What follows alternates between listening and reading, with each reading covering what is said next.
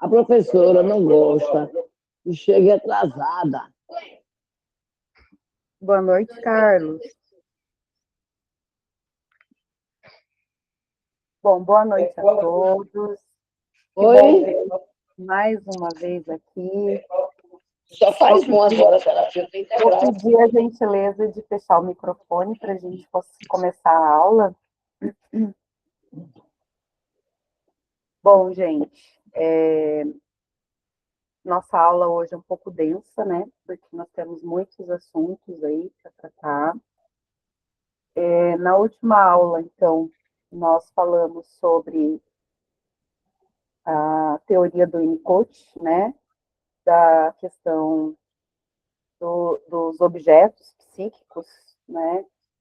E hoje nós vamos dar continuidade, né? Falando sobre aí a questão das dependências, né? Que a gente tem desde da nossa infância, né? Então, nós falamos sobre os objetos psíquicos importantes, né?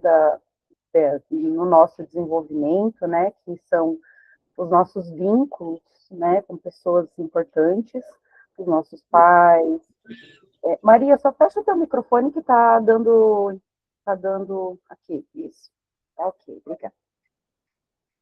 Então, os nossos pais, né, a relação com o nosso parceiro, né, então são vínculos que a gente internaliza, né, e que são de extrema importância, né, para a nossa vida relacional, né, atual, né. Então, o que acontece, né, a droga, ela vem muitas vezes substituir alguns vínculos, né, e ela funciona como um objeto artificial, né, um objeto bom artificial, né. Boa noite, Vanusa.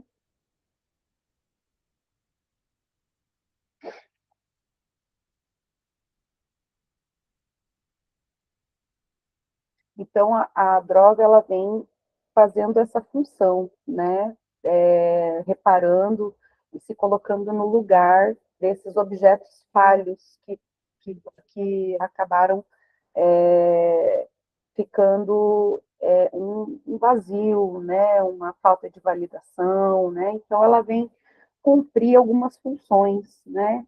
Que deveriam ter sido internalizadas, né? Que é se acalmar, né, sustentar a gente, né, emocionalmente, conter a gente emocionalmente, se organizar, né? Só que a droga, ela não constrói o psiquismo, né? Ela apenas alivia temporariamente, né? Diferente dos vínculos, né, que vem construir o nosso psiquismo, né? Boa noite, Sérgio. Então, a droga, ela não, as substâncias, elas não constroem uma vida relacional, né? Elas vêm só reparar, fazer esse alívio, né? Na vida da gente, né? Então, ela alivia temporariamente, né? Que é aquele momento que a pessoa faz uso, né? Então, alivia lá a depressão, né? Ela regula emocionalmente a pessoa, né? Então, se a pessoa tem uma vergonha, uma inibição, ela vai fazer tampar essa dificuldade que a pessoa tem, né? Então, a pessoa acaba dependendo da droga, né? Porque ela não constituiu na sua vida relacional uma confiança nas relações humanas, né? Também uma regulação, né, suficiente para conseguir um equilíbrio, né, na sua vida. Então, ela acaba utilizando, né, algumas substâncias. Essas substâncias, e cada uma delas tem o seu efeito, né, a gente vai falar um pouquinho sobre isso. Então, a pessoa, ela acaba utilizando alguns recursos, né, e aqui nós estamos falando especificamente das substâncias químicas, né, mas tem pessoas também que acabam utilizando a comida, por exemplo, né, ou a dependência emocional em alguma pessoa, né, porque essa pessoa ela não consegue sustentar os afetos dela sozinha, né? Então ela precisa de algo, né? Ela precisa de algo para aliviar aquela sensação ruim, aquela sensação horrível, né? Um minutinho que eu vou. Aqui o Michael e a Sofia. Michael, boa noite. Sofia, boa noite.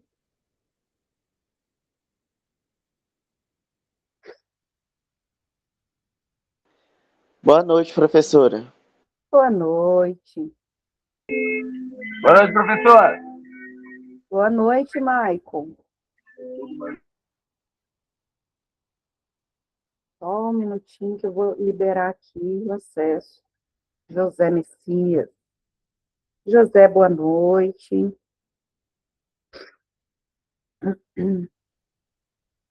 Então, nós falamos, né, na aula passada, bastante sobre isso, né, que a dependência ela não é só da substância, mas ela também é da função psíquica que ela cumpre, né? Quando a pessoa ela não conseguiu, né, internalizar esse objeto bom, que são esses vínculos, né, parentais positivos, né, ela pode tentar construir isso fora, né, e muitas vezes ela acaba usando uma substância, né, que é justamente para dar lugar a esses objetos falhos, né. Nós vamos falar um pouquinho agora, gente, de narcisismo, né? Então, acho que todo mundo já ouviu falar, né, de narcisismo. Hoje se fala muito, né, sobre o transtorno narcisista, mas o narcisismo, ele não é só patológico, tá? Então, quando a gente fala de transtorno narcisista, nós estamos falando de uma doença, já de algo patológico, né? O narcisismo, ele é uma organização que existe, né, no início do nosso desenvolvimento, tá? Então, existe o narcisismo primário e o narcisismo secundário. Isso é muito importante a gente entender, porque existem falhas narcísicas que levam a gente a determinados comportamentos. Deixa eu só liberar aqui. Lúcia. Lúcia, boa noite.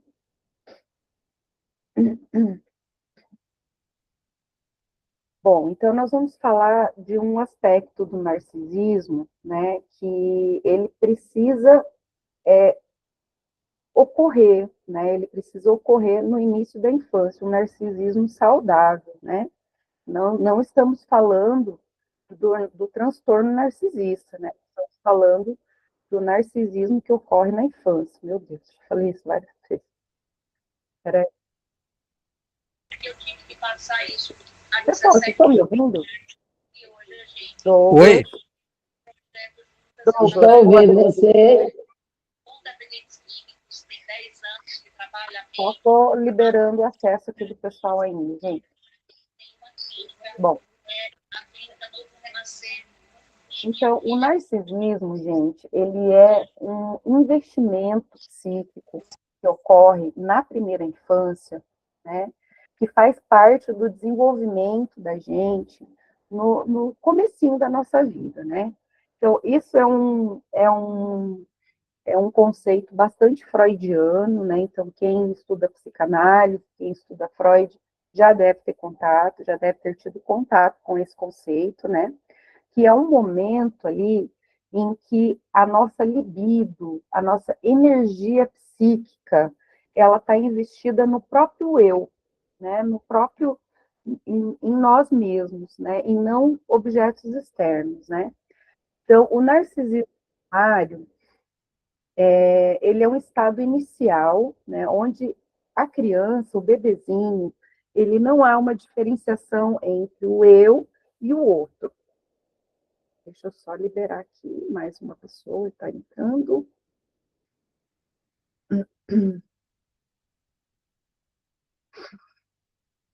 Ana, boa noite, seja bem-vinda. Então, esse narcisismo, né, aquele comportamento bastante infantil, onde a criança, ela não se diferencia do outro, né? Ela é como se fosse simbiótica, né? Ela vive uma relação simbiótica com o outro, né?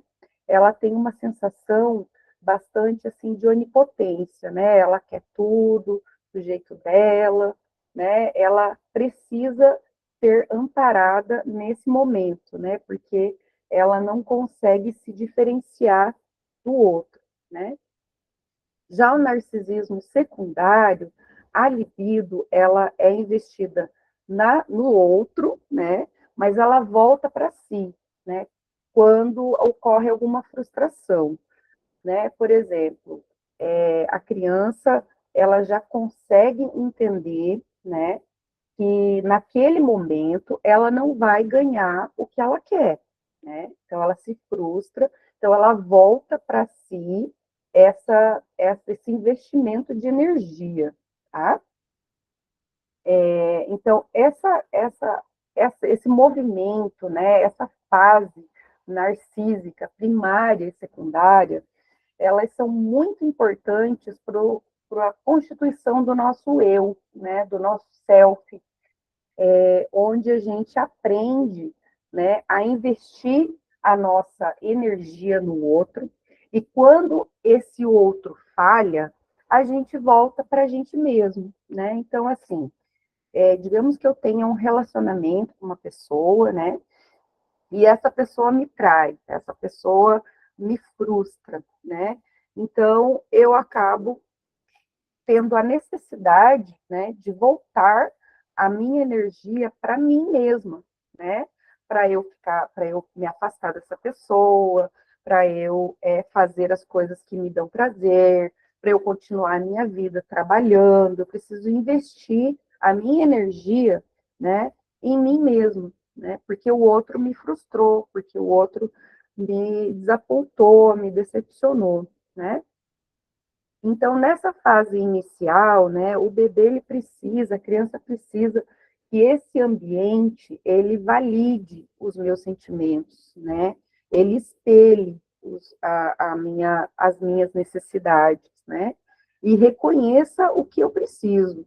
Então, é muito necessário, né, que exista o narcisismo. O problema é como que ele se organiza, né? Então, assim, essa necessidade infantil, ela existe, né? Ela existe e ela precisa ser superada, né? Então, eu preciso passar do narcisismo primário para o narcisismo secundário, né? Porém, quando ocorrem falhas, né? Quando o ambiente falha, quando a mãe falha, o pai falha, a função paterna, né? A função materna falha, a gente tem um problema aí na questão da estruturação do nosso eu, né? Por quê? Porque esse narcisismo é que vai me dar uma sensação de sentimento de valor, tá? Então, o narcisismo saudável, ele dá para gente a sensação de autoestima, né? A sensação de valor próprio, né? Uma coesão interna, né? De sentimento, uma estabilidade de identidade, né? É essa fase que proporciona isso, né? O passar satisfatório ou suficientemente bom, como o Winnicott costuma falar, né? Por essa fase, tá? Então, ele nos dá essa capacidade de se sentir alguém, tá? Então, quando a gente passa por um período falho, né, existe uma fragilidade ali que a gente está vendo ali no slide, né? Que muitas pessoas têm uma fragilidade narcísica, um sentimento crônico de vazio, uma falta de coesão do self, uma oscilação entre grandiosidade e desvalor. Isso tudo é quando ocorrem falhas nessa fase inicial do desenvolvimento, né? Então, aí o que acontece? Esse self, né, essa sensação interna, né, ela é instável, tá? Então, a fragilidade, você identifica nisso, né? Uma instabilidade, uma pessoa que depende muito do olhar do outro, né? Depende muito das pessoas, de ser aprovado, de ser validado, né? Então, essa pessoa oscila muito entre ser muito bom ou muito ruim, né? Aquela coisa do 8 ou 80, né? Não existe meio termo, né? Então, essa fragilidade, ela acaba trazendo uma dificuldade de sustentar a nossa autoestima, tá? Então, a fragilidade narcísica, ela é quando o sujeito não consegue sustentar internamente um sentimento estável de valor e de existência, tá? Então, a gente vê muito isso na clínica, né? Essa dificuldade da pessoa de estabilidade interior, né? Uma hora ela está de um jeito, outra hora ela está de outro, uma hora ela se identifica com um grupo, outra hora se identifica com outro, né? Então, não existe uma estabilidade. Então, o que causa isso, né, gente? Nós falamos, né, um pouco sobre essa falha ambiental na aula passada, né, e a gente vê também nesse conceito do narcisismo, né, que a falta de validação emocional, a ausência de espelhamento, né, as críticas excessivas para essa criança, a negligência afetiva, né, e vínculos inconstantes, né, então pessoas que não têm vínculos firmes, vínculos sólidos, né? Então a criança ela acaba internalizando uma mensagem, né, um diálogo de que ela não é suficiente, né? Porque não houve um amparo, não houve uma continência, né, naquele período de extrema dependência, né, que ela dependia muito desse olhar do outro, né, dessa regulação emocional do outro, né, de ajudar a se regular. Então, ela vai sentindo que ela não é digna de amor, né? Eu estava atendendo esses dias uma paciente e ela falou que foi ter uma conversa com o pai dela, né? Uma conversa difícil com o pai dela. E aí, no meio da conversa, ela perguntou, porque ela estava preocupada com o pai por conta de umas situações que estavam acontecendo, né? E ela falou que se preocupava com o pai. E aí ela disse assim: você não se preocupava comigo lá na minha adolescência, quando eu fui falar da minha sexualidade e tal, você não tinha preocupação? E aí ele disse assim: não, eu nunca me preocupei, né? Então, assim, esse pai, ele poderia até amar essa pessoa, né, essa filha, mas o não saber, né, expressar esse amor, o não saber cuidar, né, o não conseguir se preocupar, né, ter essa supervisão dessa criança, desse adolescente, né, então isso gera uma sensação de que a pessoa não é digna, né, não é não tem o merecimento de amor, de afeto, né? E isso acaba se estendendo, né, ao longo da vida, nos seus relacionamentos, né? Esse sentimento de que as pessoas não gostam dela, né? Então ela está sempre buscando essa validação, né? Então eu só sou alguém se você gosta de mim, né? Então se você não gosta do que eu falo, não gosta do que eu faço, eu não vou ser amada. Eu não sou amada, não tenho valor. Oi, Joelma, boa noite.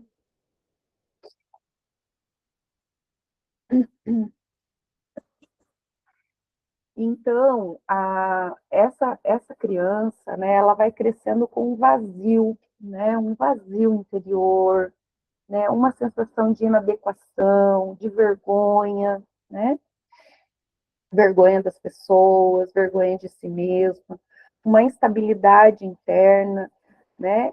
Então, na clínica, a gente percebe muito isso, né? Essa necessidade de aprovação, um medo terrível de rejeição, né? De uma ameaça muito grande, né? Então, qualquer coisa, a pessoa não responde uma mensagem, já é uma ameaça, né? Eu vou ser rejeitado, eu vou ser abandonado, né? Então, a gente percebe também uma pessoa muito crítica, né? Uma pessoa que tem dificuldade em receber crítica e uma autocrítica muito grande, né? E também um sentimento de não ser boa o suficiente, né? Até essa paciente, ela é cantora, né? E ela até está, né, fazendo uma coisa muito legal agora, muito bonita, muito rica culturalmente, né? Ela gravou um álbum e ela faz muitas coisas incríveis, né? Ela também é professora de música para bebês, né? Uma coisa muito legal, né? Ela trabalha com musicalização infantil e ela tem uma escola grande, né, no Rio de Janeiro, e ela tem um trabalho incrível e ela não sente esse merecimento, né? Ela não sente o quanto tudo que ela faz é bonito, né? Ela sente assim que é mais uma obrigação, né? Que é algo que ela tem que fazer. Então, ela nunca sente que é boa o suficiente. Então, ela gravou aquela música várias vezes, né? E ficou perfeita, né? Todas as faixas, tudo perfeito, e ela não consegue ver esse valor, o quanto ela é boa o suficiente, né? Então, a gente escuta muito frases assim, que a pessoa não se sente nada, né? Eu não sinto nada, parece que tem algo errado comigo, né? Ou a pessoa oscila, né, entre eu sou incrível, né? Eu faço tudo perfeito, né? Ou ela oscila entre essa perfeição e eu sou um lixo, né? Então existe essa oscilação. Aí pensando, né, nessa questão da fragilidade narcísica e da dependência química, né? A droga ela acaba funcionando como uma regulação narcísica artificial, né? Então, ela faz, né, a droga, ela age, né, como algo que o self, o eu dela, não consegue fazer sozinha, né? Então, a droga faz o quê? Ela acaba aumentando artificialmente a autoestima da pessoa, né? Um exemplo disso é a própria cocaína, né? Então, assim, o dependente de cocaína, ele tem essa sensação de poder, né? Essa confiança, essa grandiosidade, né? A pessoa reduz a vergonha, né? A pessoa se sente mais aceita, né? Ela se sente mais aceita, mais normal, né? Ela se sente com mais valor, né? Então, por alguns momentos, a pessoa deixa de se sentir insuficiente, né? Então, algo que deveria ser construído através de uma relação, de um vínculo saudável, acaba sendo desviado, né? Acaba sendo buscado um caminho artificial, né? Que é a substância química. Né? Então, a droga ela acaba fazendo isso, né? Ela sustenta um eu que não consegue sustentar sozinho, né? Então existe, a gente vê assim um ciclo, né? Uma repetição. A pessoa se sente com vergonha, né? Com um vazio muito grande, uma sensação de inadequação, né? E daí, durante o uso, ela se sente mais potente, mais segura, tem uma sensação de ser alguém. E depois desse círculo, né, vem a culpa, né, e a queda, que a gente chama de queda narcísica, né, e mais vergonha. Então, é um ciclo, né, eu sinto vergonha, eu sinto culpa, eu sinto um vazio, eu tenho uma sensação de ser um peixe fora d'água, né, aí eu uso a substância, eu tenho uma sensação de poder, uma segurança, uma sensação de ser alguém, mas depois que passa o efeito, né, vem mais culpa, né, vem a que a gente chama de queda narcísica, né, que é mais vergonha. E quanto pior a pessoa se sente, gente, mais ela precisa da substância, sabe? Então, a gente falou da cocaína, né? Que ela acaba elevando o narcisismo, né? A onipotência, que é aquela onipotência do bebê, né? Lembra que a gente falou do narcisismo primário, né? Ele tem uma onipotência, ele tem um desejo que tudo aconteça do jeito que ele quer, né? Então, quando existe falha nesse narcisismo primário, né, a pessoa carrega essa necessidade, esse estágio não ficou resolvido, né? Então, ela busca, através de substância, adquirir essa onipotência, essa grandiosidade. O álcool já, ele reduz a vergonha, né? Então, ele faz o que a gente fala, ele elimina a censura, né? Porque nós, na nossa constituição, nosso psiquismo, a gente vai crescendo, né? A gente vai adquirindo o superego, né? Então, assim, esse superego, ele nos barra, né? Ele barra a gente. E o que o álcool faz, né? Ele reduz a inibição, a vergonha, né? Já a maconha, né? A gente observa que ela alivia a ansiedade, né? Ela alivia a ansiedade da pessoa, ela alivia a autocobrança também, né? Que a pessoa tem, né?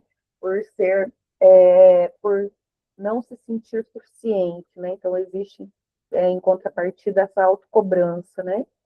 Então, por que é difícil parar, né, gente? Porque parar de usar não é só parar com a substância, sabe? Não é só ficar em abstinência, é entrar em contato com essa vergonha, sabe? Com esse vazio, sabe? Com essa culpa, com o sentimento de não ter valor, né?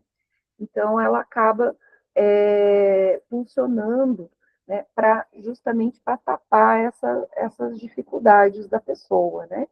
E quando a gente retira, né, a substância, quando a pessoa para de usar, o que a gente vê? A gente vê o que nós chamamos de colapso narcísico, tá?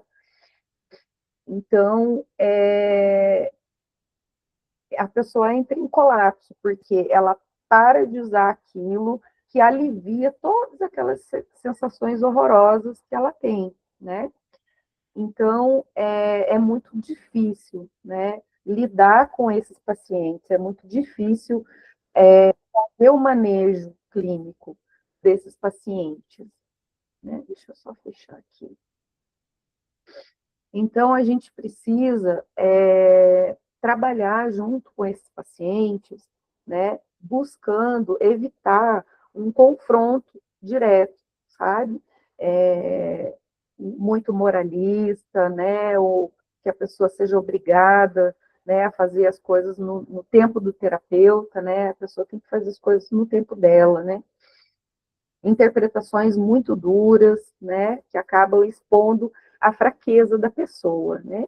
Então, nós precisamos trabalhar, gente, na construção do self dessa pessoa, né, no sentido interno dela, nos seus sentimentos, validando os sentimentos dela, né, por mais difíceis que sejam, né, nós precisamos validar emocionalmente, né, dar nome para os afetos, né? Regulação emocional, a gente usa muito isso, né? Nós precisamos dar nome, a gente precisa simbolizar aquele afeto, né? Então, a gente precisa buscar essa nomeação, né? Eu até uso, na minha terapia, eu uso a roda das emoções, né? Que é uma mandala, tem todas as emoções e vários sentimentos derivados dela, né? Então, eu mando para a pessoa estudar esses sentimentos, né?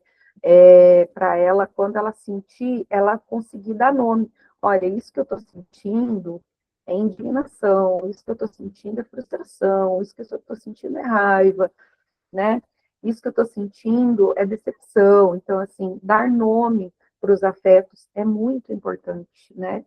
E é uma coisa que muitas crianças não aprenderam a dar nomes, né? Muito pelo contrário, elas aprenderam a reprimir as emoções, né? Então, como eu falei para vocês na aula passada, né, aquela minha paciente que ela ouvia muito isso, né, de engolir o choro, né, para não chorar, que se ela fizesse determinada coisa ela era fraca, como o pai dela era, né? Então a pessoa acaba reprimindo as emoções. E essa emoção reprimida, ela vem em atitudes, né? A gente chama de acting out. Depois eu vou falar aí para vocês, né? Como que funciona esse mecanismo de defesa, né? Que é uma atuação, né? Então esse afeto ele vem para o corpo, né? Ele vem em ansiedade, ele vem em depressão, ele vem em uma série de sintomas que a pessoa carrega, né? Então, em muitos casos, gente, a dependência química, o problema não é apenas a droga, né? Não é a substância, é um self, né? É um eu, né? É um sentimento interior de que nunca conseguiu se sentir suficientemente bem sem ela, né? Então, assim, a pessoa passou a vida inteira, né, até a adolescência, a idade adulta, quando começou a usar a substância, né, buscando um sentido, né, buscando um alívio, né, e ela encontra justamente em algo que vai destruir a vida dela, né?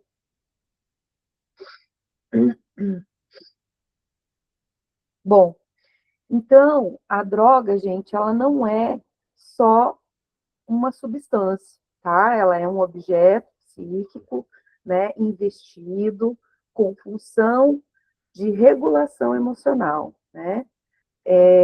Então, uma das principais funções é regular essas angústias primitivas que a pessoa tem lá do início, né, do seu desenvolvimento, né?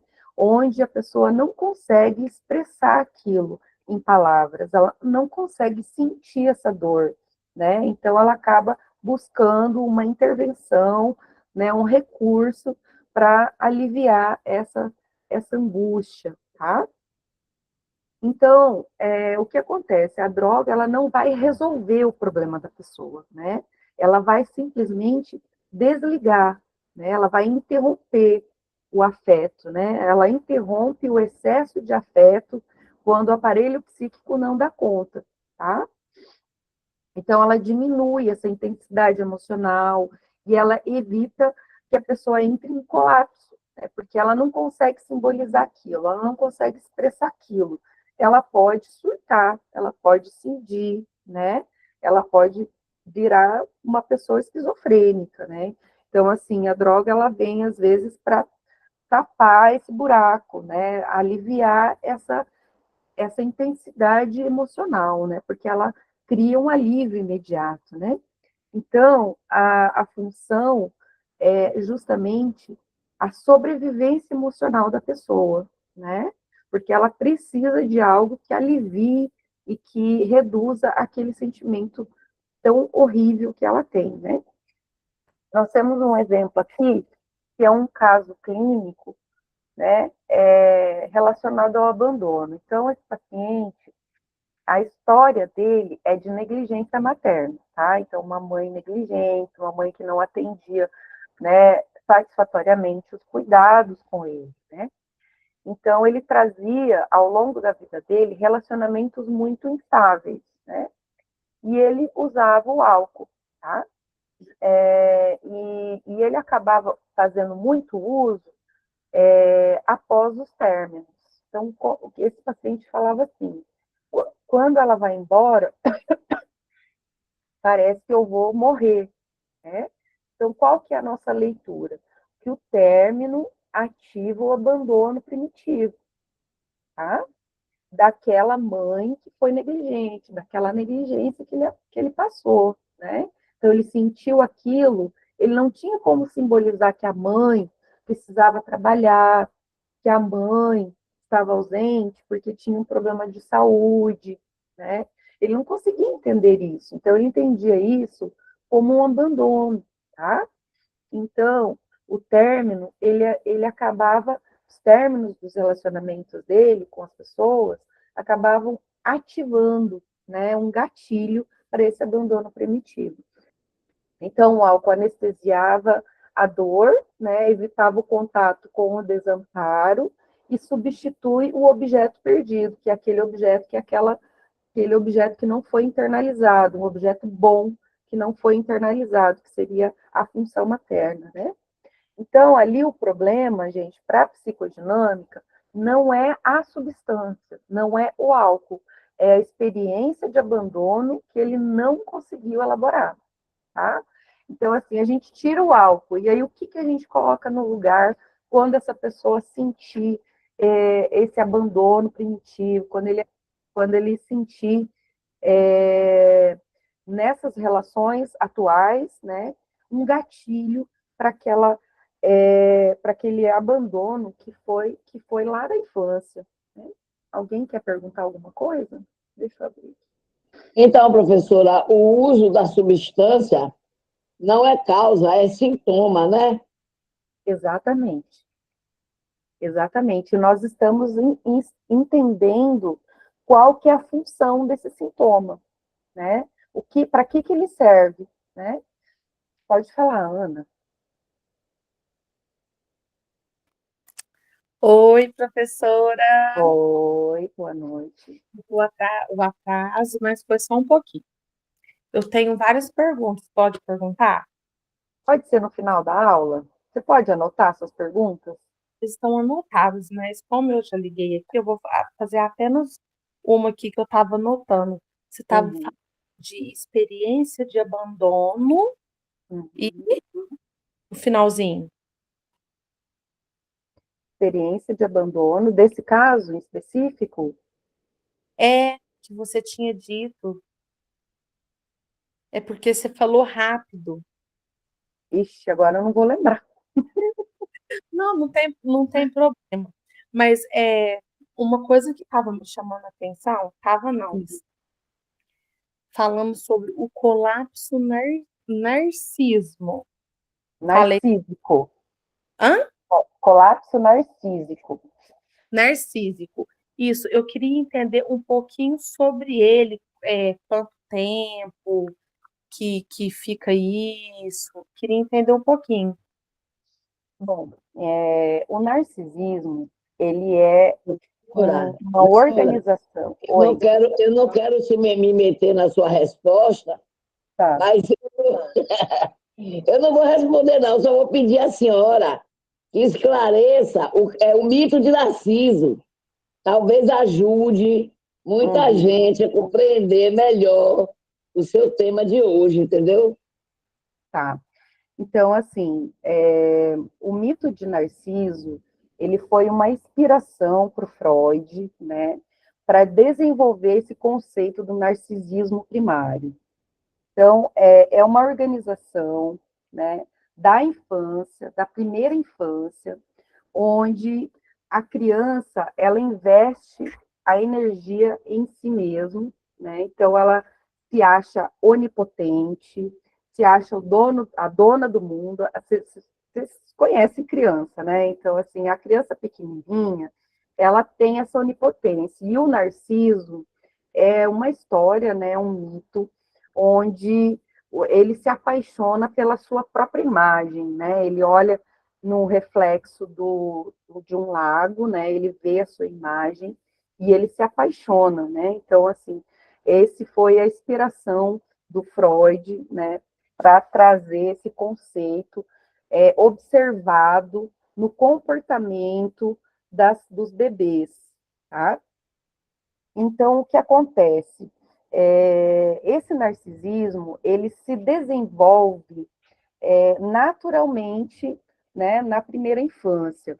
Então, o que acontece? Quando o ambiente falha, quando a função materna falha, a função paterna falha, né, a gente não tem um bom desenrolar, né, desse processo investimento psíquico, né? De investimento libidinal. Então, assim, quando existe um investimento adequado, né, a criança ela se sente importante, ela se sente com autoestima, ela se sente com valor próprio, né? Então, quando isso não acontece, na idade adulta, nós temos essa fragilidade narcísica, né? Onde nós podemos ter um colapso, né, com relação a essa fase, né? Então, é isso que ele traduz, né, como narcisismo, né? Deu para responder?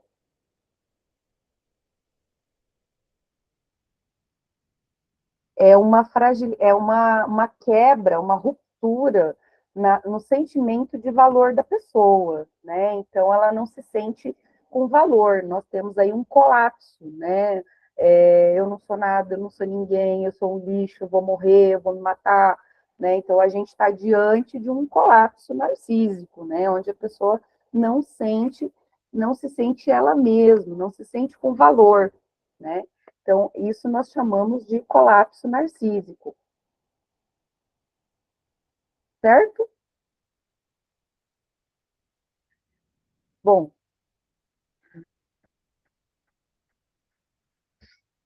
eu já passei, agora eu me perdi. Gente, eu vou pedir para vocês, se puderem deixar as perguntinhas para o final, para eu não me perder aqui, eu gostaria. Não, eu perco meu raciocínio aqui e o negócio não anda. Bom, aqui então nós falamos, né, sobre a droga como regulador das angústias, né, que é dessas fases iniciais do narcisismo, da dependência absoluta que nós temos, né, lá na primeira infância. Bom, então, resumindo, gente, né, nós falamos lá no primeiro slide, na primeira aula, quais seriam as funções, né, quais seriam as funções psíquicas da droga. Então, nós temos aí 4 principais funções, né? A função calmante, né, que é onde vai reduzir a ansiedade e a hiperativação. A função antidepressiva, né, que vai trazer um alívio do vazio e da desesperança. E a função organizadora, né, que é aquela que cria uma rotina, um pertencimento, né? A gente vê muito isso no uso da maconha, né? Então a pessoa tem todo um ritual, toda uma rotina, né? E ela também se liga muito, né, a grupos que fazem uso daquela substância. Então assim, a gente vê muito isso nos usuários, nos dependentes químicos, né? Que eles buscam, né? Sempre aquele grupinho que faz o uso daquela substância, né? E a função identitária, que é eu sou, né? A pessoa, eu sou um usuário, quando não há identidade integrada. Né? Então, assim, como a gente estava falando, a pessoa não se sente importante, a pessoa não tem um valor próprio, né? Então, ela reconhece naquele comportamento, né, naquela relação que ele estabelece com a substância, uma identidade, né? A gente vê muito isso, né, gente, no mundo do crime, né? Quando nós, né, observamos, né, pessoas que são capturadas, né, por esse envolvimento, né? Então, assim, a droga deixa de ser só uma substância de abuso, né? E passa a ser algo que faz parte da identidade da pessoa, né? Então, assim, ali no tráfico, né, a pessoa tem uma identidade, ela tem uma função, né, ela tem todo um reconhecimento, né, ela acaba recebendo, né, um grande poder dessas pessoas, né, com que acaba se envolvendo, certo? Bom, vamos falar um pouquinho da estrutura psíquica da dependência, né? Então, assim, é muito importante a gente, no contato, né, com o paciente, nós identificarmos as estruturas a qual nós estamos, né? Qual que é a dinâmica psíquica desse paciente? É neurótica? É borderline? É psicótica, né? Então, aqui eu trouxe essas três para a gente tratar, porque elas são mais comuns, né, nos usuários. Então, na organização neurótica, nós vemos um uso muito relacionado aos conflitos, né, a culpa, a transgressão.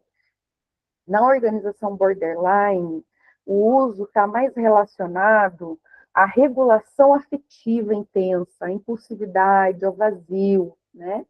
Nós vamos destrinchar um pouquinho isso aqui mais para frente. E na organização psicótica, o uso como tentativa de reorganização da experiência interna. Então, assim, nós vamos falar daqui um pouco da neurótica e da borderline.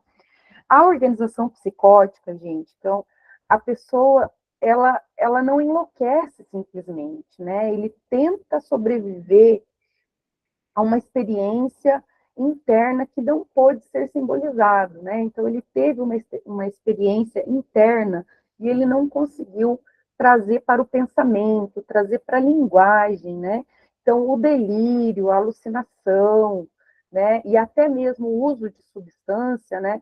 São tentativas da pessoa se reorganizar internamente, né? E não se desintegrar, né? Então, assim, não saber mais o que é realidade e o que é fantasia, né? Então, nas organizações psicóticas, nós temos essa estrutura, né?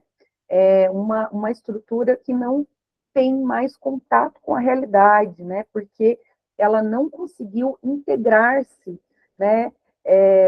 Interiormente, então ela acaba buscando na fantasia, né? No sonho, na fantasia, né? Nas alucinações, nos delírios, esta organização, tá? Então, esse paciente é um paciente difícil, né? É um paciente que dificilmente aparece na clínica, né? É um paciente que vai aparecer mais em grupos terapêuticos, né? É um paciente que funciona melhor esse tipo de terapia com ele, né? Os grupos terapêuticos, né? As atividades ocupacionais, né? São mais apropriadas, né? Então, assim, nesse tipo de paciente, a gente não pode confrontar, né, esses delírios, né? E a gente precisa buscar entender a função que esse tipo de sintoma tem, tá? Então, é um paciente extremamente difícil, né? É um paciente que a gente não pode confrontar, a gente tem que buscar entender o que é essa alucinação, o que é esse delírio, a gente não pode ir contra o que a pessoa está falando, né? Porque aquilo para ela é a verdade, né? Então, as paranoias, os delírios, as alucinações, né? Elas devem ser tratadas de forma acolhedora, né? Para entender que tipo de sintoma, que tipo de situação ela está vindo como esse sintoma, tá? Então, a gente precisa buscar trazer para a linguagem, né, para a expressão, esses sintomas de delírio, né, que são nos casos psicóticos. Então, aqui a gente vai falar um pouquinho da função da substância na organização neurótica e na organização borderline, né? Então, assim, os quadros borderline, eles estão cada vez mais frequentes na clínica, né? E é um transtorno, né, de personalidade, é um quadro que faz uso muito frequentemente, né, de substâncias, né? Então, a função para o neurótico e para o borderline é diferente. A gente precisa entender isso, porque o manejo clínico, ele muda, tá? Então, para o neurótico, a função da substância é buscar prazer, é aliviar a tensão ou a transgressão, né? Já para o borderline, a função é de regulação emocional e sobrevivência psíquica. O tipo de angústia predominante, né, no neurótico é uma angústia de culpa e de conflito. Já no borderline, é uma angústia de abandono, de vazio e de fragmentação, né? Então, a gente vê nessa estrutura, né, do borderline, um sofrimento psíquico muito grande, tá? Ele tem mais limitações, né, de insight e de elaboração do que para o neurótico, né? A relação com o uso para o neurótico, ela é uma relação de ambivalência, né? A pessoa tem consciência, ele quer parar, mas ele sente prazer, né? Já para o border, é uma relação compulsiva para evitar o colapso emocional, né? O colapso seria uma crise, né? Uma crise emocional, uma ideação suicida, né? Então, são colapsos quando a pessoa entra em crise, ela dissocia, né? Ela perde a noção de quem é ela, né? A gente chama de desrealização, a pessoa não sente mais o corpo, né? Então, são crises muito graves. Tá? O nível de simbolização para o dependente, né, para o neurótico, né, para o dependente neurótico, é a capacidade relativamente preservada de refletir sobre o uso, né? Então a pessoa ela consegue refletir sobre isso, né? Já o borderline ele tem uma dificuldade de mentalizar, né? Que trazer para a mente, né? Nos momentos de crise esse uso que ele faz, tá? Os mecanismos de defesa, né? Mecanismos de defesa dentro da psicodinâmica é de extrema importância, gente. Então, assim, para vocês aí que são estudantes da psicanálise, né? Eu acredito que já devam ter entrado em contato com esse tipo de conteúdo, mas é importantíssimo a gente estudar, né? Quais são os mecanismos de defesa do nosso paciente, né? Então, existe a repressão, no caso do neurótico, né? A racionalização e a formação reativa. Né? Então, a gente precisa. Agora, eu não vou abordar isso, né? A gente não tem tempo para falar sobre isso, mas é importantíssimo vocês buscarem esse conhecimento, né? Já no borderline, nós vamos ver a clivagem, né? O acting out, a idealização e a desvalorização, né? Então, assim, são mecanismos mais arcaicos, mais primitivos do borderline do que do neurótico, né? O neurótico, ele tem uma organização mais preservada, né? Então, no borderline, a gente vê mecanismos mais primitivos, mais difíceis, né, de serem manejados. O sentimento após o uso, né, no neurótico, vem a culpa moral, o conflito interno. E já para o borderline, uma vergonha profunda e um vazio, né? Porque tirou aquilo que sustentava, né, a regulação emocional, enfim. A função identitária da droga, né, qual que é a identidade da droga, né? Da pessoa, no caso, né, não da droga. Então, no neurótico, ele não define a identidade da pessoa, né? Já no border, ele toma aquela substância, né, como parte da identidade dele. Então, assim, eu sou usuário, né? Eu sou usuária, eu preciso disso, isso faz parte da minha vida, né? Então, é algo, assim, mais radical, né? Qual que é a relação com o terapeuta do neurótico, né? Então, o terapeuta e o paciente, né? O paciente ele vai ter um conflito transferencial, mas ele preserva o vínculo. Então, assim, a transferência, daqui um pouquinho a gente vai falar sobre isso, ela é um vínculo, né? É uma relação fundamental na terapia, né? Então, o paciente ele transfere para o terapeuta, né, a história que ele teve lá no passado, né, com as figuras importantes da vida dele. Então, o neurótico, ele preserva esse vínculo com o terapeuta. Ele tem, geralmente, uma transferência positiva, né?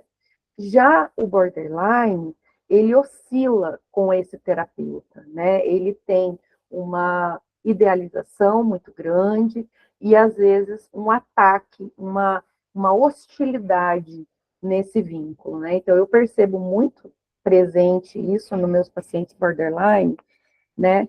Quando eles chegam assim, nossa, que legal, você é maravilhosa, né? Você me atende, você não sei o que lá, sabe?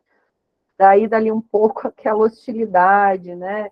Aquele ataque, né? A pessoa hostiliza, né? Fala coisas que ofendem, né? Então, assim, existe essa oscilação, né? Já no neurótico é mais tranquilo, né? Ele preserva o vínculo com o terapeuta, ele respeita o terapeuta, né? O risco de impulsividade, no caso do neurótico, é menor do que do border, né? Então, existe aquela ânsia, aquele craving muito maior, né? Aquela ânsia de buscar aquela substância, né? Muito mais impulsiva. Então, assim, o neurótico, ele consegue, às vezes, esperar um pouco, né? Racionalizar um pouquinho, né? Agora, o border, ele já tem uma impulsividade muito maior e algo necessário de ser tratado, né? Então, assim, a impulsividade, a gente, e outros sintomas, né? A gente usa muito ferramentas de mindfulness, né? Mindfulness para a pessoa conseguir se regular, para a pessoa conseguir sentir, né? Aquela emoção sempre e pensar um pouquinho antes de buscar aquele comportamento nocivo, né?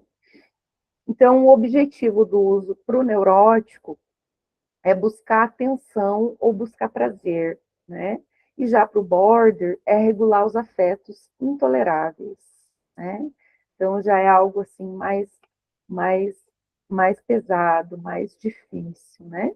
Então, na organização neurótica, o uso costuma estar mais relacionado a conflitos, né, internos, de prazer, de culpa, de vontade de transgredir, de fazer algo, de se colocar em risco, né, de fazer algo errado, né?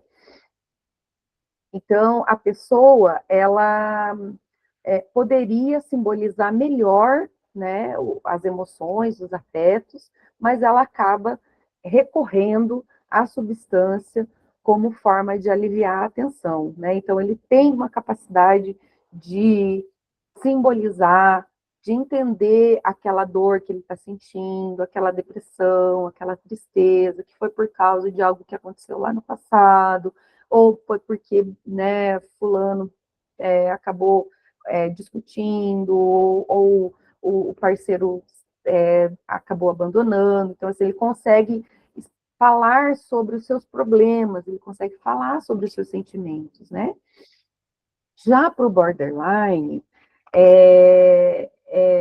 a substância, ela cumpre uma função mais primitiva, sabe? Mais primária, que é evitar esse colapso emocional. Então, assim, é tudo mais pesado, né? Então, assim, uma frustração que a pessoa teve, ela já está no fundo do poço, né? Então, assim, existe uma, é, é, uma, uma situação iminente de colapso, né? De, de, de suicídio, né? De ideação suicida, enfim, isso é muito frequente, tá? Então, para esses pacientes, ela não é só um vício, tá? Ela é um regulador, né, psíquico fundamental, central, né, que ela encontrou nessa situação, né, do abuso da substância, né, dependente. Nem sempre, gente, os borderlines são usuários, né, são dependentes químicos, né, a gente vê aí uma grande, né, proporção, assim, em torno de 60%, né, mas existem muitos que recorrem a outras a outros recursos, né? Muita gente tem, assim, um vício por pornografia, o vício por sexo, o vício por comida, né? O vício por jogos, né? Então, a gente vê outros tipos de recursos sendo utilizados, né, para tapar essa vergonha, esse vazio, e para tentar regular esse emocional, né? Em muitos casos, né, o neuróticos, a droga é um problema. Já para o borderline, ela é uma tentativa desesperada de solucionar todo aquele turbilhão de emoções que a pessoa vive, tá? Bom, vamos falar um pouquinho dos mecanismos de defesa, então, né? Eu trouxe aqui para gente os mais frequentes, no caso da dependência química, que é a negação, né, a onipotência, a clivagem, o acting out e a idealização, né? Então, no caso da clínica, né, psicodinâmica, né, da dependência química, alguns mecanismos, eles são mais frequentes, né? Então, eu trouxe esses para vocês, né? Que eles funcionam como uma forma de proteger, gente, o psiquismo, né, de angústias muito difíceis de serem toleradas, né? Então, assim, o mecanismo de defesa, ele é inconsciente, né? E ele vem como uma tentativa da pessoa não colapsar, da pessoa não cindir, da pessoa não se desestruturar, se desfragmentar, né? Então, ele vem para proteger, né?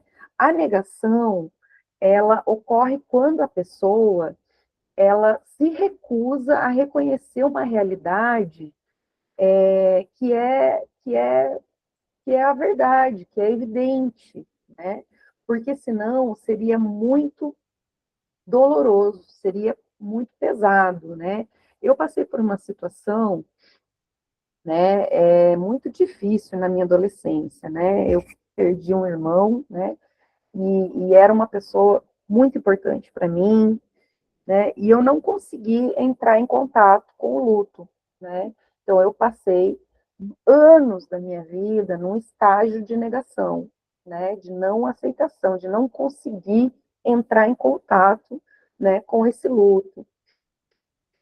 Então, no caso da dependência, né, o que as pessoas costumam negar, né? A gravidade do que está acontecendo, né? Então a gente vê muito isso, né? A pessoa está lá, né? Já no fundo do poço, né? Já perdeu casa, já perdeu carro, já perdeu família, né? E a pessoa não enxerga a gravidade daquilo que está acontecendo, né? As consequências do consumo, né? Então, o que isso está gerando, né? Problemas com os filhos, os problemas no trabalho, né? Então, a pessoa acaba fazendo uso desse mecanismo, né, de defesa, que é justamente para se proteger da dor que seria, né, entrar em contato com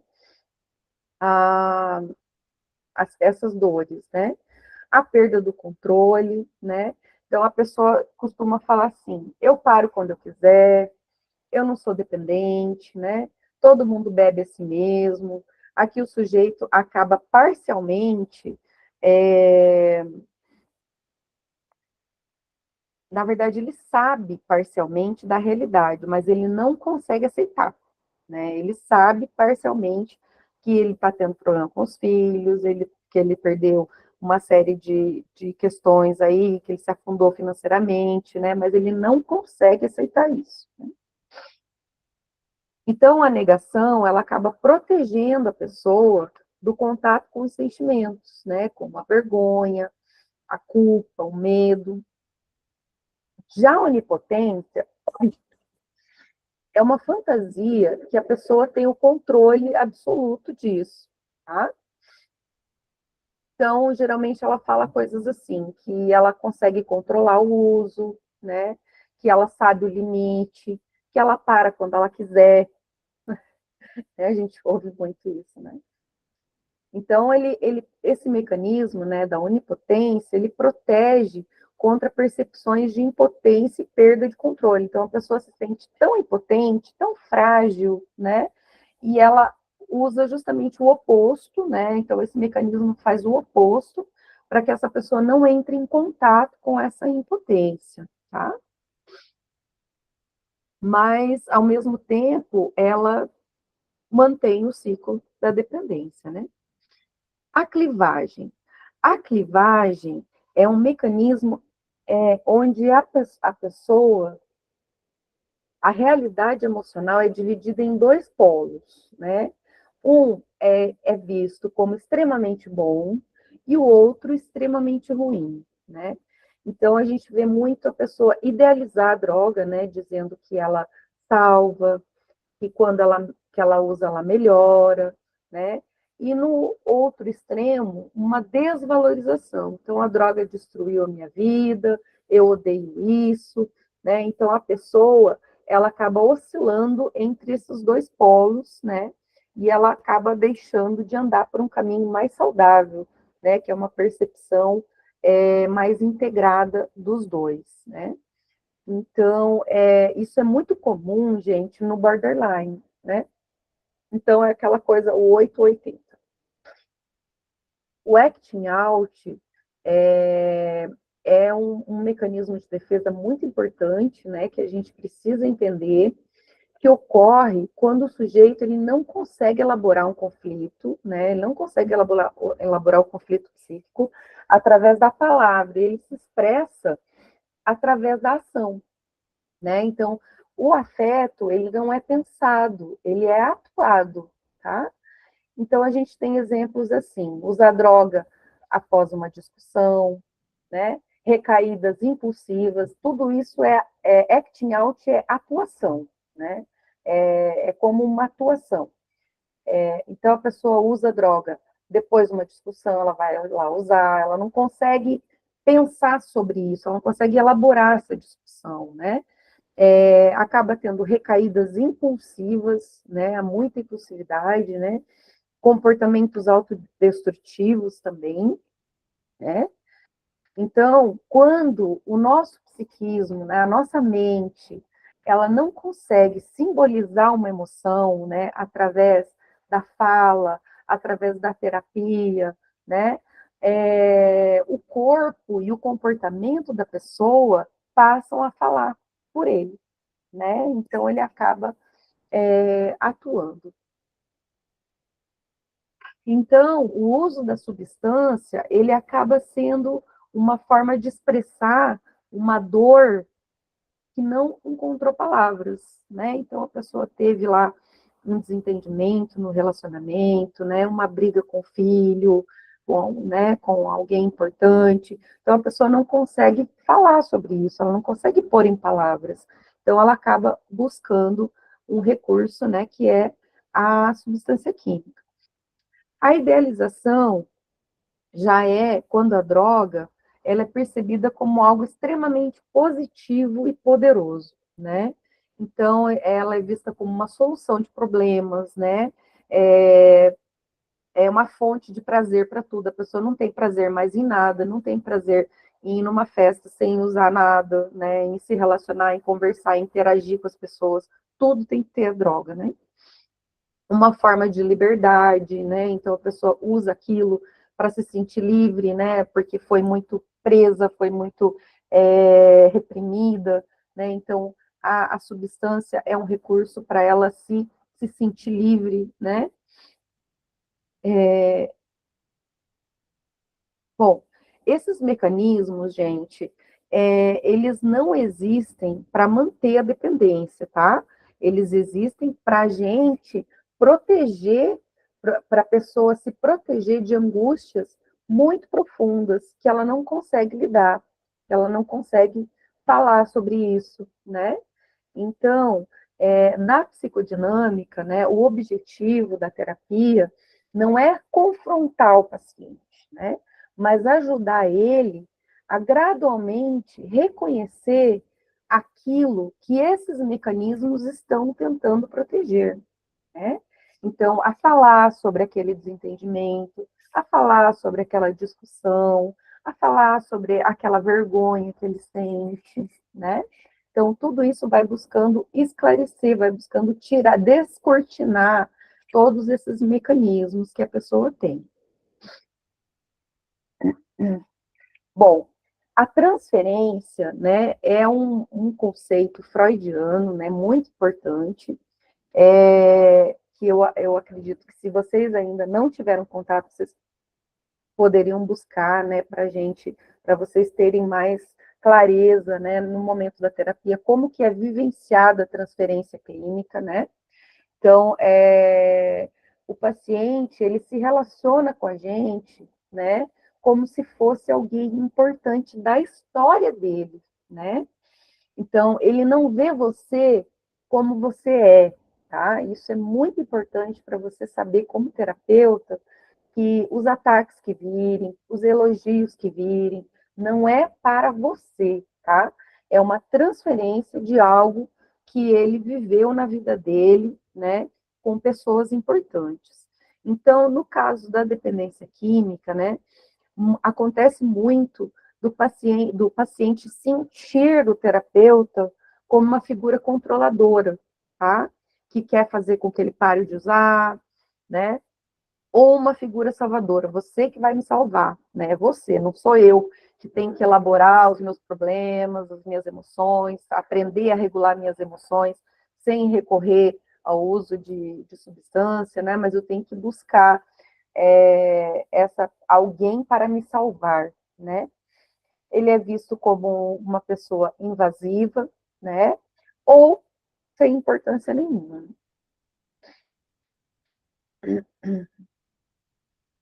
Então, gente, na teoria da psicodinâmica, né, a gente busca aí, né, esse entendimento da transferência clínica, né, entendendo que há riscos, né, então há riscos do paciente atacar a gente, né, fazer testes constantes, faltar a sessão, né, abandonar a sessão, né, isso acontece muito.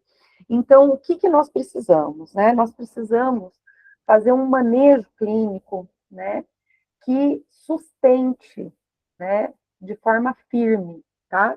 Então, o que é sustentar, né? Sustentar significa manter um espaço emocional na sessão, né? Um espaço ali psíquico estável para aquele paciente, tá? Para que ele possa entrar em contato com os afetos, com os conflitos dele, com as experiências internas, sem se desorganizar, sem surtar, sem colapsar, né?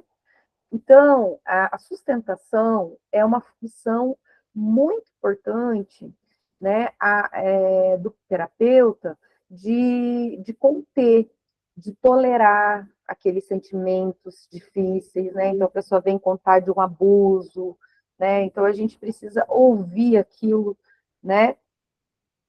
Porque é uma experiência emocional do paciente. E assim, as emoções vêm de forma muito brutas, né, muito pesadas, né? A gente ouve coisas muito pesadas, né? Então, a sustentação, sustentar não significa resolver o problema do paciente, né? Ou aconselhar ele, né? Mas sim, gente, estar presente, né? E suportar aquela experiência que ele está trazendo junto com o paciente, tá? Então, o paciente pode falar assim, né? Eu sinto vazio, nada faz sentido, né? Então, como que eu vou falar para esse paciente, né? Eu vou falar assim para ele: esse vazio parece muito pesado, né? De carregar sozinho. Nós podemos aqui juntos falar sobre isso, né? Então, você não vai eliminar, né, o sentimento dele. Você vai permitir para que esse espaço ele exista, para que ele fale sobre isso, sobre esse vazio, né? Então, eles têm afetos, gente, muito intensos, né? A raiva é muito pesada, o vazio, a vergonha, o desespero, né? A confusão. Então, sustentar significa não fugir desse afeto, tá? Não fugir desses afetos, mas sim ajudar o paciente a tolerar até que eles possam entender o que está acontecendo, né? Então, o terapeuta, ele é tipo um regulador psíquico, tá? Ele busca essa regulação, ajudar nessa regulação emocional do paciente, né? Uma coisa interessante, né, que tem dentro da terapia é o enquadre, né, gente? O enquadre é o quê? São os horários, é o contrato que você estabelece com o paciente, né? Os limites, a frequência, a postura do terapeuta, né? Nós falamos da postura presente sempre, né? Então, essa estabilidade, né, que você confere, né, em horários específicos, está ali sempre no mesmo horário, nunca atrasado, né, buscar não desmarcar a sessão, né, essa postura do terapeuta já é terapêutica, tá? Já busca uma estabilidade que esse paciente nunca teve na vida dele, né? E ele vai ter uma vez por semana com você, por um longo período, tá? Então, a gente não fala de tratamento, de terapia de 2, 3 meses, a gente fala de anos, né? Então, a terapia psicodinâmica, ela não é rápida, né? Claro que não dá para definir isso, porque depende muito de um paciente para o outro, né? Tem pacientes que são mais, que conseguem mais rapidamente, né? Mas a gente não fala de uma rapidez, né, no tratamento, tá? Então, essa estabilidade que a gente oferece para o paciente, né, ele dá uma segurança muito grande para a pessoa, sabe? Eu tenho uma pessoa ali toda semana que eu vou poder falar das minhas dores, né? Então, isso ajuda muito, tá?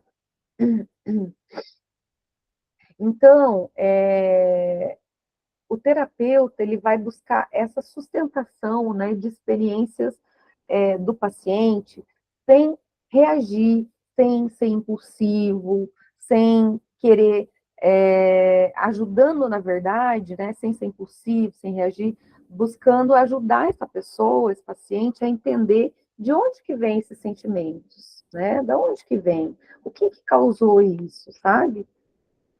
Então, a gente vai ser, né, na clínica, né, um lugar psíquico, né, onde o paciente possa colocar tudo aquilo que ele ainda não consegue suportar sozinho, né? Ele não consegue falar sobre aquilo, não consegue mentalizar aquilo, né? Então, é ficar com a experiência, né? Sem negar essa experiência, sem querer resolver rapidamente, né? Sem se apressar, né? E sem abandonar esse paciente, né? Então, às vezes, gente, o trabalho do terapeuta não é tirar a dor, tá? Do paciente, mas é sustentar, né, o paciente enquanto ele atravessa por ela, né? Enquanto ele tem a possibilidade de falar sobre aquelas emoções, sobre aquelas falhas que ocorreram, né, no passado, e estar ali junto com o paciente. Bom, vocês têm perguntas até aqui? Alguém tem perguntas? Posso continuar?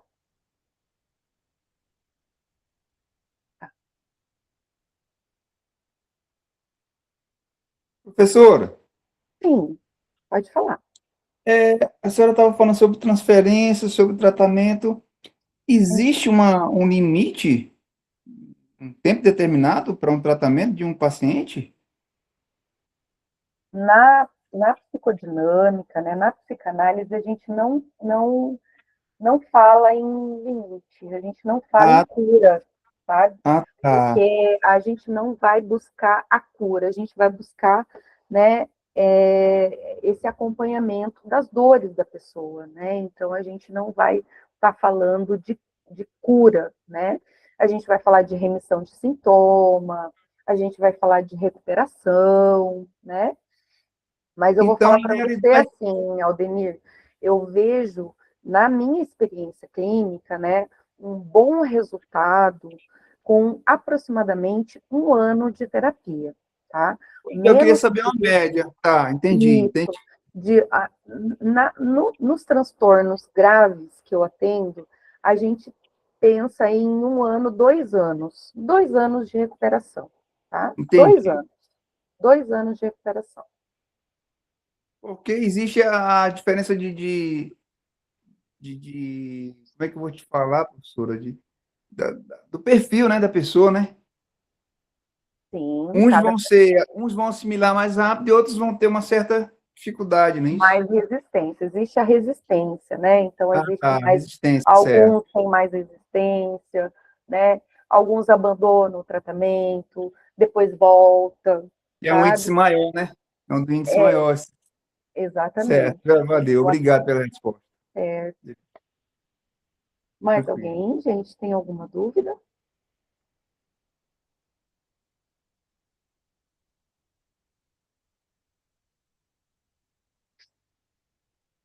Então, nós precisamos buscar, né, gente, ter essa postura de sustentação, né? Não moralizar esse paciente, né? E trazer uma continência afetiva, né? Então, a continência, né? A gente vai buscar receber, né?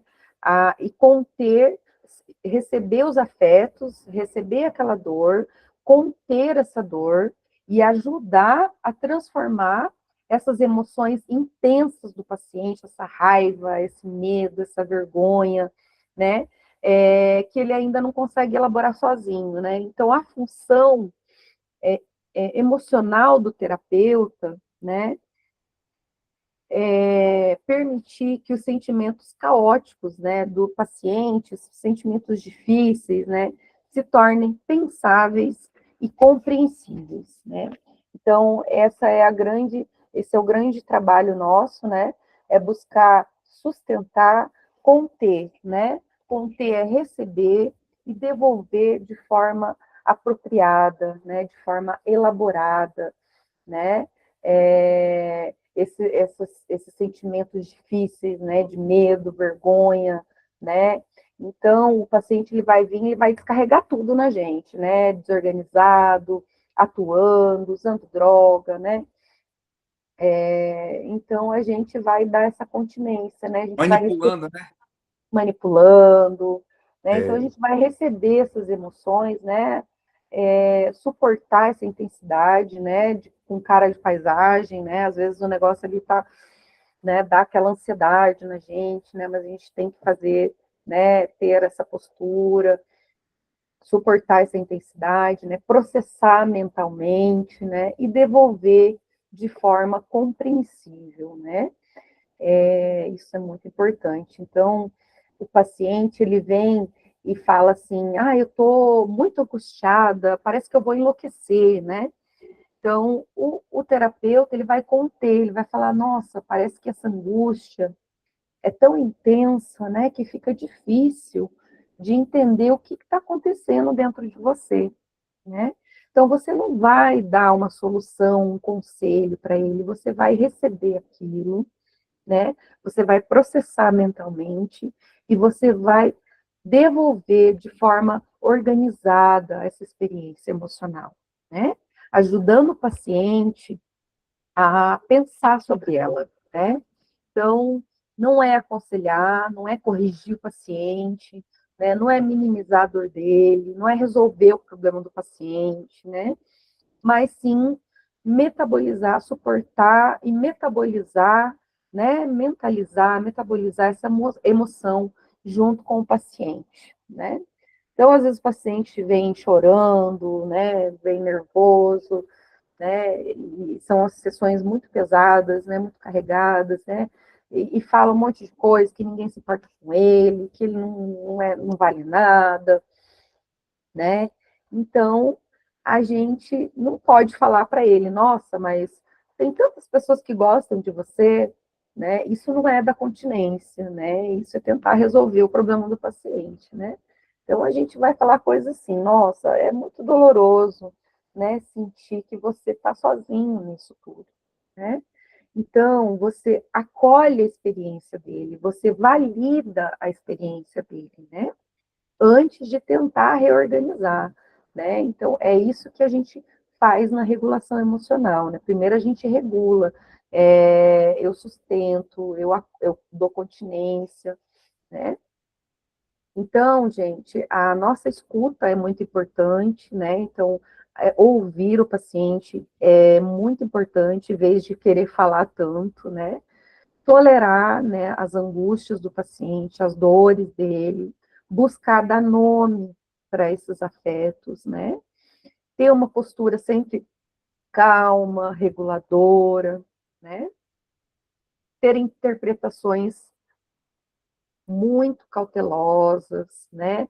Interpretações assim do que de querer já interpretar que a pessoa tem uma dificuldade ali com o chefe dela porque ela teve um problema com o pai, né? Então a gente tem que cuidar muito com essas interpretações, né? Primeiro a gente precisa regular o paciente para ele se sentir preparado. Então assim, a Aldemir estava falando, né, do tempo. Eu vejo paciente, gente, que estabeleceram um vínculo de verdade comigo com 1 ano de terapia, né? Então, demora, é um trabalho muito delicado, né? Lidar com vidas, lidar com a emoção das pessoas, com afeto, é algo muito delicado. Certo? Mais alguma pergunta, gente? Já estamos quase encerrando nossa aula.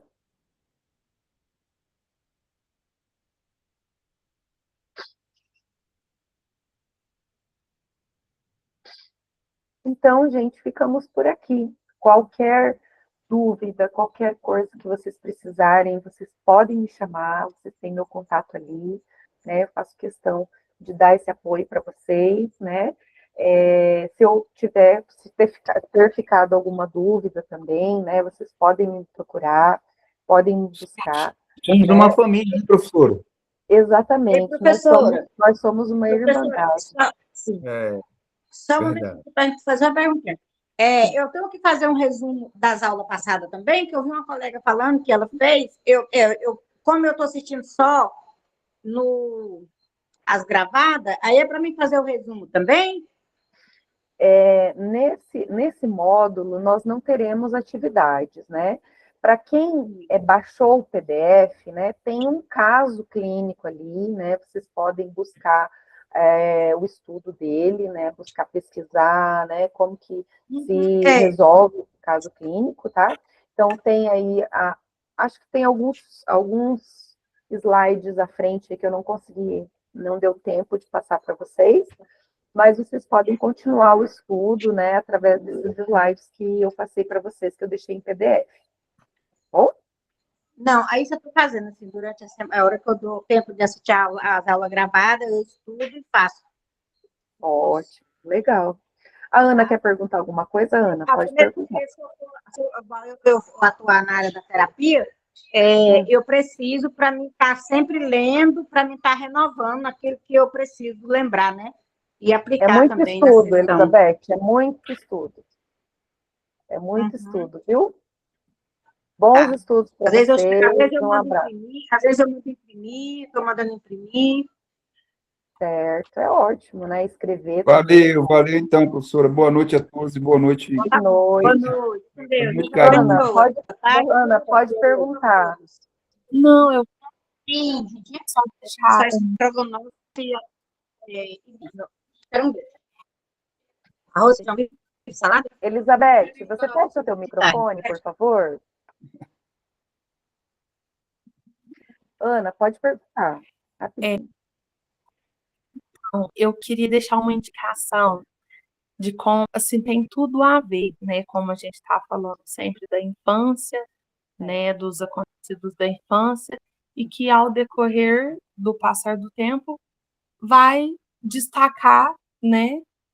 Depois de muito tempo. Então, gente, eu indico super o livro do Augusto Cury, que chama, eu botei aqui porque às vezes eu esqueço, Pais Brilhantes e Professores Fascinantes. Nossa, esse livro é maravilhoso. É Ah, maravilhoso esse livro. vou falar uma Muito coisa boa indicação. muito, muito mesmo. É, quando eu dava aula presencial, né, em umas escolas, eu dava aula para os professores, né? E Sério. eu usei esse livro como referência, sabe? Ele é muito bom mesmo. E eu vou falar uma coisa, gente, eu sou mãe de 4 filhos, e eu falo assim, se eu tivesse conhecido esse conteúdo, essa sabedoria lá atrás, Uhum, é diferente, é verdade. Obrigada sabe? pela indicação, Ana. Gente, uma boa noite para vocês. Lá Prazer no imenso. Mais para frente a gente vai se ver novamente. Muito grata. Tá? Um abraço para todo mundo. Tchau. Tchau, professor.